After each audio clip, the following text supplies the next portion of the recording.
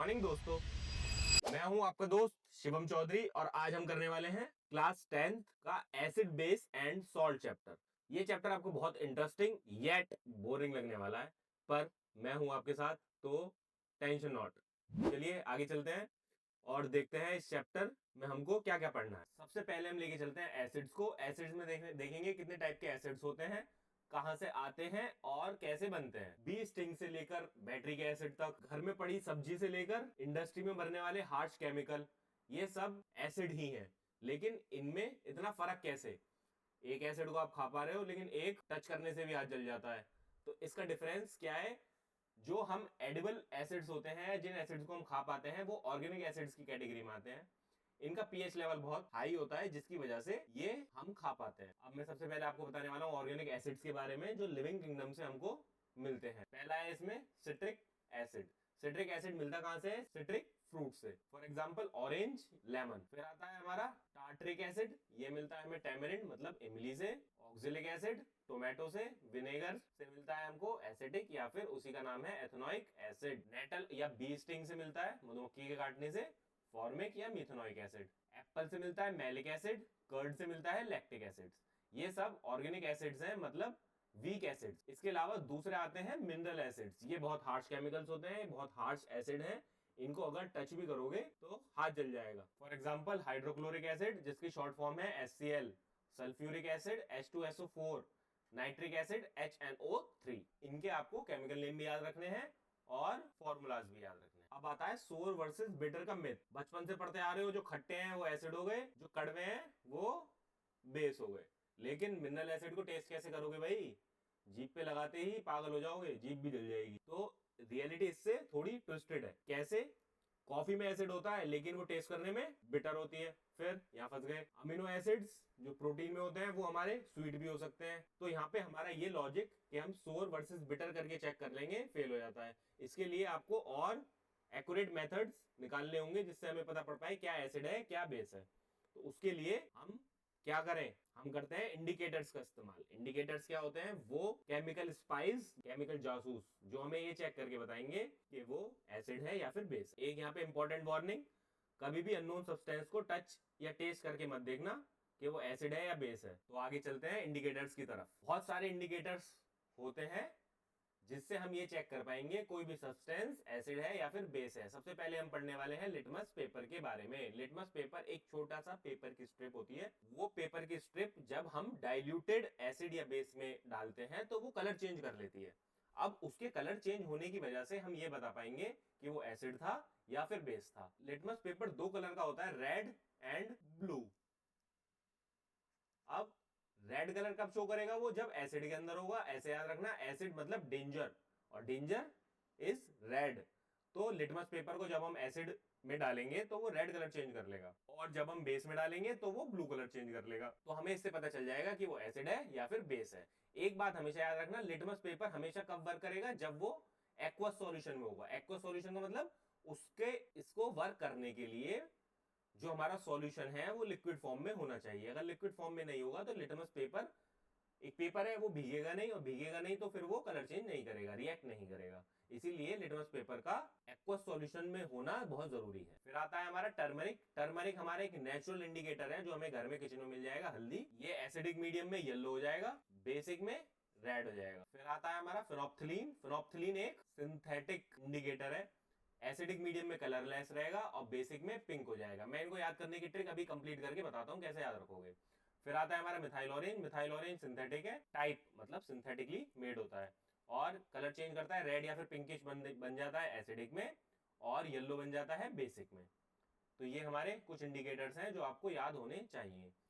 अब इसमें लिटमस और टर्मरिक होते हैं हमारे नेचुरल। नेचुरल मतलब एनवायरमेंट से मिलते हैं हमको। लिटमस मिलता है लाइकिन से, लाइकिन्स प्लांट किंगडम से बिलोंग करते हैं, और टर्मरिक नेचुरली तुमको पता ही है पेड़ से मिलता है। हल्दी हमें पेड़ से मिलती। अब आते हैं synthetic indicator. Synthetic indicators lab में बनाए जाते हैं, इसलिए इनको केमिकल इंडिकेटर्स भी बोलते हैं। अब ये तो हो गए कलर चेंज वाले। कुछ ऐसे होते हैं जो स्मेल चेंज कर लेते हैं, क्योंकि हम स्मेल से भी बता सकते हैं कि वो एसिड है या बेस है। जो इंडिकेटर्स की स्मेल में चेंज आ जाए उनको बोलते हैं हम, स्मेल में चेंज आ जाए एसिड या बेस में जाने के बाद, तो उनको बोलते हैं all factory indicators. For example onion, vanilla extract, ये ऐसे इंडिकेटर्स हैं जिनको एसिड में डालोगे तो डिफरेंट टाइप ऑफ स्मेल हो जाएगी और बेस में डालोगे तो डिफरेंट टाइप ऑफ स्मेल हो जाएगी। उस स्मेल के बेसिस पर आप ये बता पाओगे कि वो एसिड है या फिर बेस है, इसीलिए इनको बोलते हैं हम ऑल्फैक्टरी इंडिकेटर्स। ये बात आपको बहुत अच्छी तरह याद रखनी है कि ऑल्फैक्टरी इंडिकेटर्स स्मेल से बता पाते हैं। ये उन लोगों के लिए होते हैं जो विजुअली इंपेयर्ड हैं, जो देख नहीं सकते, वो इससे चेक करके बता सकते हैं।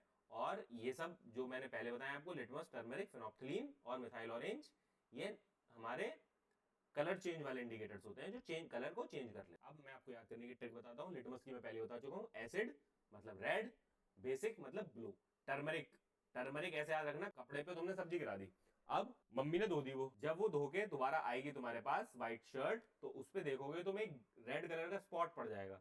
अब वो रेड कलर का स्पॉट जो पड़ा किस लिए पड़ा, क्योंकि सब्जी में थी हल्दी, और जब मम्मी ने वो धोई सर्फ में या साबुन से, तो साबुन में होता है बेस। अब वो उसका जो टर्मरिक है वो एज ए इंडिकेटर वर्क करी किस पर, बेस पर, तो इस वजह से वो ब्रिक रेड चेंज हो गई। एक याद रखना, दूसरा याद अपने आप रह जाएगा। टर्मरिक का बस याद रखोगे कि वो रेड चेंज हो जाती है कब, जब उसे साबुन से धो देते हैं, साबुन से, साबुन मतलब बेस, और येलो चेंज हो जाएगी एसिडिक में। फेनोप्थलीन एसिड मतलब कलरलेस और बेसिक मतलब पिंक। ऐसे ही मिथाइल ऑरेंज रेड या पिंकिश, मिथाइल ऑरेंज खुद ही ऑरेंज कलर का होता है और ये रेड या पिंकिश बन जाएगा एसिडिक में और येलो बन जाएगा बेसिक में। यहां से सीधे सीधे क्वेश्चंस आते हैं, कलर पूछ लेता है कौन सा कलर में क्या हो जाएगा, सब्सटेंस का नाम देगा आपको, उस सब्सटेंस में अगर हमने लिटमस पेपर डाला तो वो किस कलर का चेंज हो जाएगा, या टर्मरिक डाली तो वो किस कलर की चेंज हो जाएगी। ठीक है, यहाँ से सीधे सीधे क्वेश्चन बनते हैं, तो ये बात आपको जरूर याद रखनी है। अब आती है हमारी रिएक्शंस। सबसे पहले हम देखेंगे कि एसिड जो होते हैं वो मेटल के साथ रिएक्ट करते हैं जब, तो क्या होता है।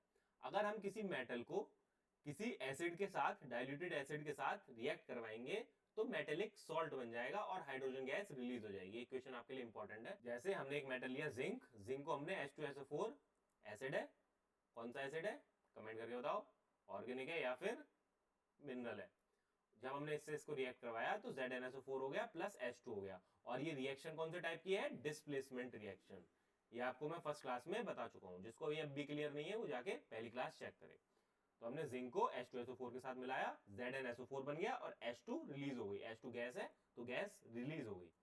ये चेंज क्यों हुआ है, ये चेंज इसलिए हुआ है क्योंकि जिंक ज्यादा रिएक्टिव है H2 से। अगर जिंक कम रिएक्टिव होता तो H2 को रिप्लेस नहीं कर पाता, इसे बोलते हैं रिएक्टिविटी सीरीज।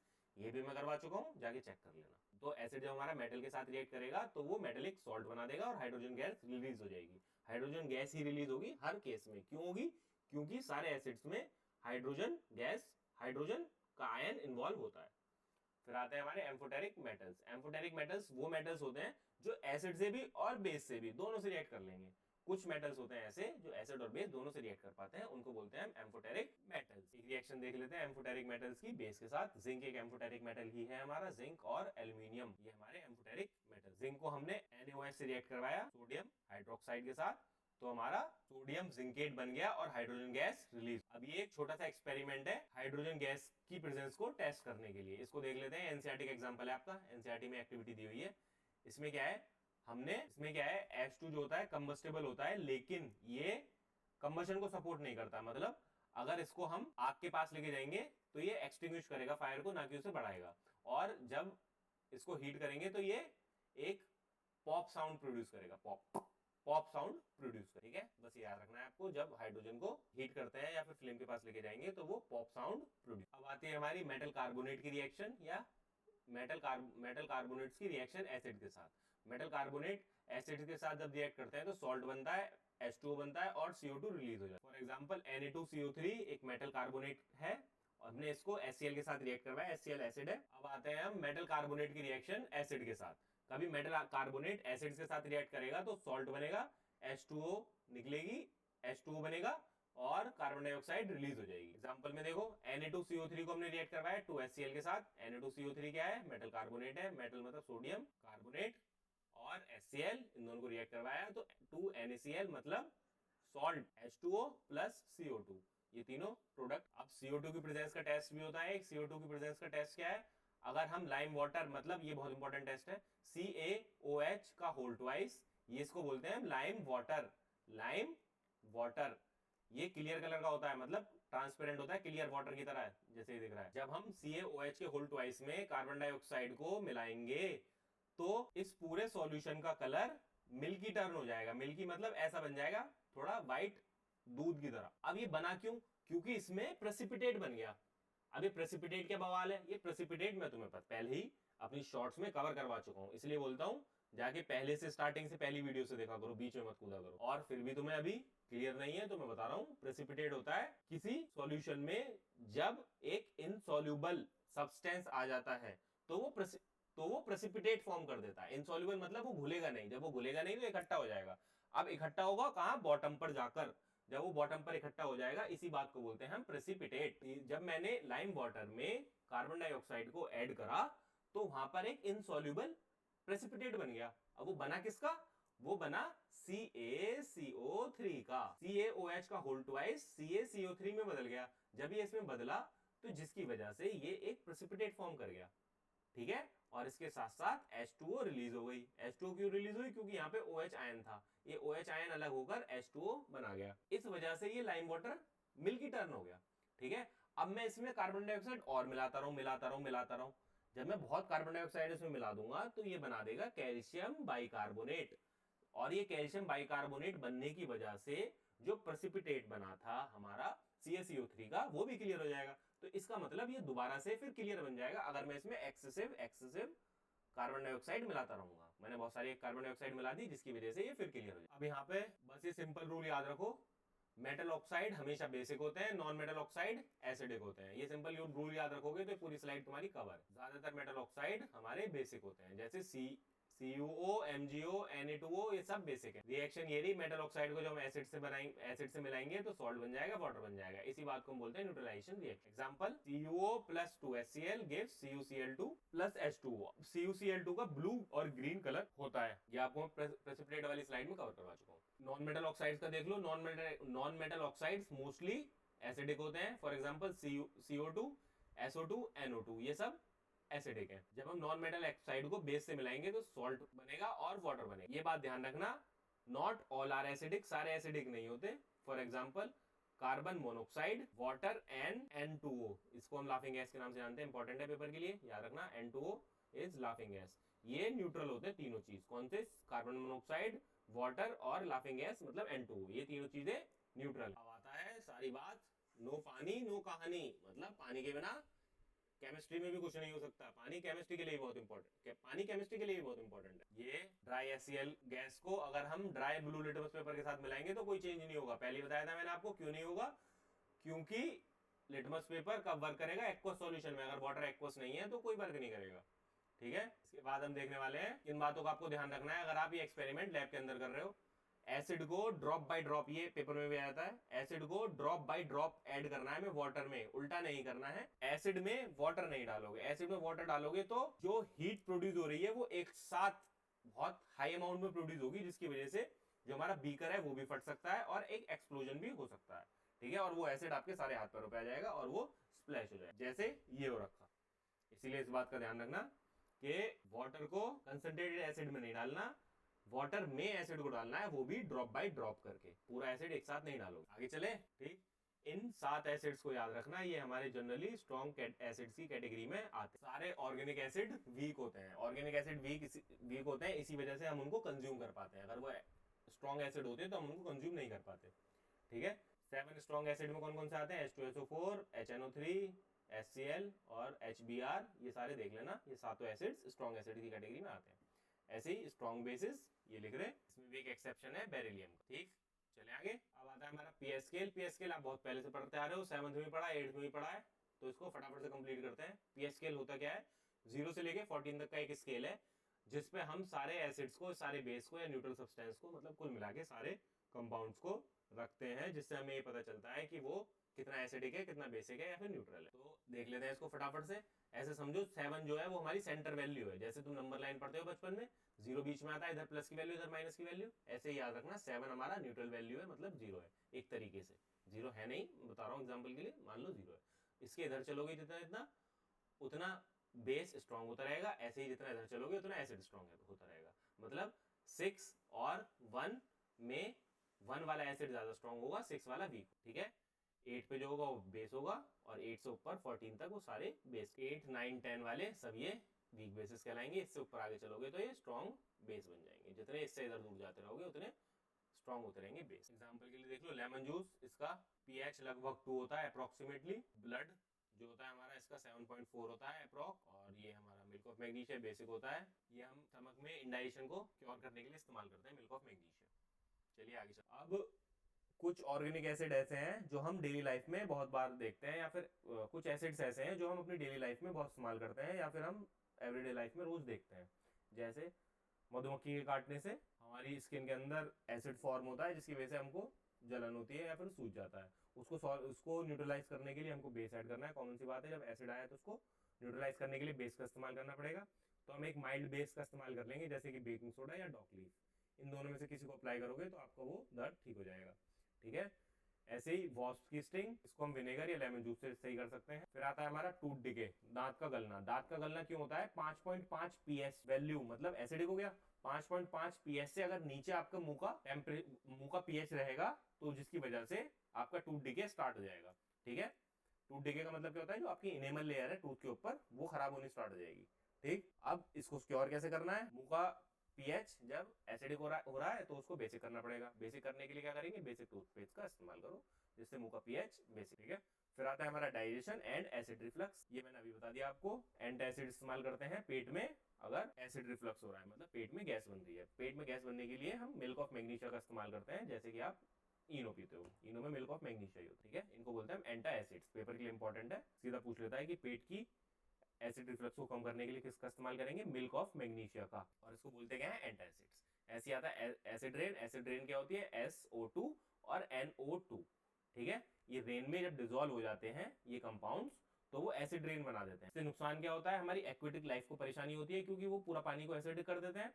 और जो मॉन्यूमेंट्स है जैसे कि ताजमहल, वो कोरोड होने लगता है। मतलब कुछ छोटे छोटे एग्जाम्पल्स, कुछ छोटे छोटे रीजनिंग क्वेश्चंस जो मैं आपको कवर कर रहा हूँ एग्जाम के पर्सपेक्टिव से। तो इसको देख लो। द नेचुरल प्रोसेस, लैक्टोबैसिलियस एसिड जो है वो मिल्क में ऐड करते हैं हम उसको कर्ड बनाने के लिए। बनता कैसे है वो कर्ड, बनती कैसे है ये इंपॉर्टेंट है। जो लैक्टोबैसिलियस है ये लैक्टिक एसिड को रिलीज करता है। ठीक है। ये लैक्टोबैसिलियस जो बैक्टीरिया है ये अपने अंदर लैक्टिक एसिड से, अपने अंदर लैक्टिक एसिड होता है, इसको रिलीज करता है मिल्क में। अब जब मिल्क में एसिड रिलीज हुआ तो मिल्क का पीएच ड्रॉप होने लगता है। ठीक है। और मिल्क खट्टा होने लगता है। स्टार्टिंग में पढ़ा पहला पेज, एसिड खट्टे होते हैं जनरली, तो मिल्क खट्टा होने लगता है और धीरे धीरे जमने लगता है। ठीक है। उसी को हम बोल देते हैं कर्ड। लैक्टोबैसिलियस बैक्टीरिया मिल्क का पीएच ड्रॉप कर देता है, जिस वजह से कर्ड बनती है। ठीक। ऐसे ही मिल्क मैन जो है वो बेकिंग सोडा ऐड करता है। क्यों ऐड करता है? उसका रीजन क्या है कि बेकिंग सोडा मिल्क का पीएच बढ़ा देता है। सोडा है मतलब बेस है, तो बेस ने क्या करा? मिल्क का पीएच बढ़ा दिया। अब उसमें बैक्टीरिया आया, कौन सा? लैक्टोबैसिलियस। अब जो बढ़ा हुआ पीएच है, सपोज करो पहले यहाँ पीएच था, अब उसका पीएच यहाँ पहुंच गया इस पीएच स्केल पर। अब लैक्टोबैसिलियस बैक्टीरिया ऐड हुआ इसमें, तो उसको पहले यहाँ से यहाँ लाना पड़ेगा इसका पीएच, मतलब उसको और एक्स्ट्रा मेहनत करनी पड़ेगी इसको खराब करने के लिए, दूध को, या फिर इस दूध को एसिडिक बनाने के लिए। ठीक। तो जब ये इतनी एक्स्ट्रा मेहनत करेगा तो इसको एक्स्ट्रा टाइम लगेगा, जिस वजह से milk man baking soda add करता है। क्यों? जिससे कि उसका पीएच बढ़ जाए और वो दूध और लेट खराब हो। ठीक है। उसका पीएच बढ़ जाएगा। अभी बात याद रखना, मैंने आपको न्यूट्रलाइजेशन रिएक्शन पढ़ाई थी, इसमें एसिड और बेस मिलकर सॉल्ट बनाते थे। जो बेस होता है वो कैटायन देता है, मतलब प्लस आयन देता है, और एसिड जो होता है वो एनायन देता है, मतलब नेगेटिव आयन देता है। अब ये आपको एनायन और कैटायन में दिक्कत है तो इसके लिए मैं अलग वीडियो बनाऊंगा, जिसमें आपको मैं ये इनका सारा बेस कंप्लीट करवा दूंगा, जिसमें आपको ये समझ में आ जाएगा कि एनायन क्या होता है, कैटायंस क्या होते हैं, कैसे रिलीज होते हैं और कैसे ये ऐड होते हैं। ठीक है। अभी के लिए आप इतना याद रखो कि बेस जो होता है वो कैटायन देता है और एसिड जो होता है वो एनायन देता है। अभी पॉजिटिव और नेगेटिव चार्ज मिला तो इन्होंने न्यूट्रलाइज कर दिया एक दूसरे को। ये स्ट्रॉन्ग एसिड और स्ट्रॉन्ग बेस मिलाएंगे तो न्यूट्रल सॉल्ट बनेगा। अगर स्ट्रॉन्ग एसिड और वीक बेस मिला दिया तो एसिडिक बनेगा। याद करने की ट्रिक सिंपल है, जो स्ट्रॉन्ग चीज होगी उसी की तरफ हमारा सॉल्ट झुक जाएगा। अब स्ट्रॉन्ग एसिड लिया है तो एसिडिक सॉल्ट बन जाएगा। अब मैंने अगर स्ट्रॉन्ग बेस ले लिया तो बेसिक सॉल्ट बन जाएगा। क्लोर एल्कलाई प्रोसेस। क्लोर एल्कलाई प्रोसेस क्या है? इसमें ब्राइन सॉल्यूशन को लेते हैं हम और इसको इलेक्ट्रिकली स्प्लिट करवाते हैं Na और Cl के कंपाउंड में। ठीक है। ऐसा समझो हमने सॉल्ट लिया और उसको इलेक्ट्रिकली चार्ज देकर अलग करवाया। ठीक है। अलग करवाया तो Na अलग हो गया, Cl अलग हो गया। ठीक है। इसी चीज को बोलते हैं हम कोर एल्कलाई प्रोसेस। पानी में मिला हुआ NaCl, इसको बोलते हैं ब्राइन सॉल्यूशन। ठीक है। इस ब्राइन सॉल्यूशन को यहां से एंटर करवाया, अभी इलेक्ट्रिकल चार्ज की वजह से ये स्प्लिट हुआ एनोड में और कैथोड पे। एनोड पे हमारी बन गई क्लोरीन गैस। इसके यूजेस क्या है? वाटर ट्रीटमेंट के लिए इस्तेमाल करते हैं, पीवीसी के लिए, CFCs के लिए और पेस्टिसाइड्स के लिए हम क्लोरीन गैस का इस्तेमाल करते हैं। कैथोड पे बनी हमारी हाइड्रोजन गैस। हाइड्रोजन गैस कहाँ से आई? एक्वस सॉल्यूशन में। सॉल्यूशन एक्वस था ना, तो पानी वाले सॉल्यूशन में हाइड्रोजन गैस थी। वो हाइड्रोजन गैस किस में इस्तेमाल होती है? रॉकेट फ्यूल में, फर्टिलाइजर्स में और मार्गराइन। अब आपको लग रहा होगा कि यहाँ का सोडियम कहाँ गया, क्योंकि Cl तो एनोड पे आ गया और एक्वस सॉल्यूशन में जो H2 था वो कैथोड पे आ गया। अब यहाँ पे ऑक्सीजन बचा और सोडियम बचा, उसका क्या हुआ? अब कैथोड के पास ये दोनों सेटल हो जाएंगे और क्या बना देंगे? कॉस्टिक सोडा, मतलब NaOH, ठीक है, सोडियम हाइड्रोक्साइड, ये बना देंगे। ये इसका कॉमन नेम है, ये इसका केमिकल नेम है और ये फॉर्मूला है, ठीक है। सोडियम हाइड्रोक्साइड NaOH मतलब कॉस्टिक सोडा। काम क्या है इसके? देख लेना, डिग्रेसिंग मेटल। पेपर इंडस्ट्री में इस्तेमाल होता है, सोप इंडस्ट्रीज में इस्तेमाल होता है। ये है हमारी आज की लास्ट स्लाइड। इसमें हम देखेंगे ब्लीचिंग पाउडर, बेकिंग सोडा और वॉशिंग सोडा। ब्लीचिंग पाउडर क्या होता है? इसका कॉमन नेम याद रखना है, केमिकल नेम याद रखना है और फॉर्मूला याद रखना है। तीन चीजें तो आपको याद होनी ही चाहिए, इन तीनों की खासकर, इसलिए मैं आपको पहले इन तीनों को छाट के लाया हूँ। नेक्स्ट क्लास में बचे हुए कवर करवा दूंगा, लेकिन ये तीन आपके लिए सबसे ज्यादा इंपॉर्टेंट है, ठीक है। ब्लीचिंग पाउडर का फॉर्मूला क्या होता है? CaOCl2। फॉर्मूले से हम केमिकल नेम आराम से याद रख सकते हैं, कॉमन नेम आपको याद करना पड़ेगा। केमिकल से ही हम कॉमन नेम बनाएंगे। Ca मतलब कैल्शियम, O मतलब ऑक्सीजन और Cl मतलब क्लोरीन। तो ये क्या बना देगा? Calcium hypochlorite. इसको हम कैल्शियम ऑक्सीक्लोराइड भी बोल देते हैं, लेकिन आपकी नई एनसीईआरटी बुक में कैल्शियम हाइपोक्लोराइड है, तो आप कैल्शियम हाइपोक्लोराइड याद रखेंगे। फिर आता है हमारा बेकिंग सोडा या फिर बेकिंग पाउडर। तो बेकिंग सोडा क्या होता है? NaHCO3, sodium by carbonate. Sodium NaH मतलब बाई और CO3 मतलब कार्बोनेट, ठीक है, सोडियम बाई कार्बोनेट। ये किस में यूज होता है? एंटासिड में, जैसे कि मिल्को मैग्नीशिया यूज हो रहा था, और फायर एक्सटिंग्विशर में। स्कूल्स में जो फायर एक्सटिंग्विशर होते हैं उसमें ये इस्तेमाल करते हैं। पहले हम कार्बन डाइऑक्साइड इस्तेमाल करते थे, अब उसमें हम सोडियम बाई कार्बोनेट इस्तेमाल करते हैं, ठीक है। अब हमें बेकिंग पाउडर बनाना है सोडा, बेकिंग सोडा से, तो उसमें हम टार्टरिक एसिड ऐड कर दो, कॉर्न ऐड कर दो, ठीक है। जब हम ये दोनों ऐड कर देंगे तो उस रिएक्शन की वजह से बेकिंग पाउडर बन जाएगा। फिर आता है वॉशिंग सोडा। फॉर्मूला क्या है? Na2CO3.10H2O। वॉशिंग सोडा का मैं आपको एक शॉर्ट में भी कवर करवा चुका हूँ, वहां से देखना चाहें तो वहां से देख सकते हैं। वहां मैंने डिटेल में आपको पूरी शॉर्ट में वॉशिंग सोडा के बारे में बताया है। सोडियम कार्बोनेट डेकाहाइड्रेट, डेका मतलब 10, हाइड्रेट मतलब वाटर के मॉलिक्यूल्स, 10 वाटर के मॉलिक्यूल्स हैं इसलिए डेकाहाइड्रेट, और Na2 मतलब सोडियम और CO3 मतलब कार्बोनेट। तो इसका फॉर्मूला देखने में बड़ा है लेकिन सिंपल बहुत है। क्लीनिंग एजेंट की तरह और removing permanent hardness of water, इन दोनों के लिए इस्तेमाल होता है हमारा वॉशिंग सोडा, ठीक है। तो आज के लिए इतना ही रखते हैं। आज मैंने तुम्हें बताया कि एसिड बेस सॉल्ट क्या होते हैं, कैसे वर्क करते हैं, और आई नो तुम लोगों को बहुत बोरिंग चैप्टर लगता होगा ये, लेकिन है नहीं। जैसे मैंने आज पढ़ाया ऐसे पढ़ो तो बहुत इंटरेस्ट आएगा, डेली लाइफ से इंक्लूड करके पढ़ाओ, क्योंकि एसिड बेस एंड सॉल्ट सिर्फ बुक में नहीं है, आपके आसपास हर जगह है। अगर ये कॉन्सेप्ट समझ में आ गया हो और मेरी वीडियो अच्छी लगी हो तो लाइक सब्सक्राइब करना ना भूलें और give a thumbs up for this video.